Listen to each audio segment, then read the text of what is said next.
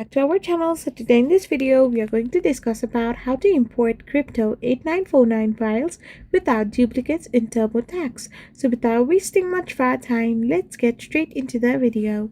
So to avoid duplicate crypto transactions when importing into TurboTax, you must ensure you only import each set of transactions once and utilize the software's tool to either deselect duplicates form during the import process or delete them after the fact.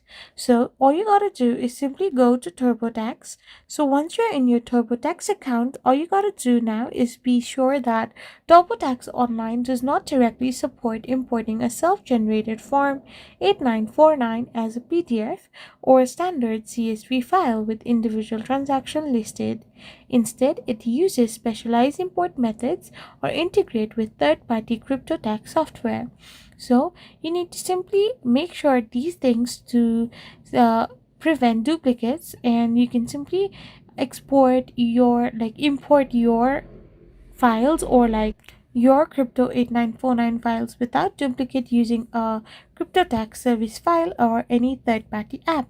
I hope you found this video helpful, so don't forget to hit that subscribe button and do give us a thumbs up. We will be back again with more informative videos. Thank you for watching.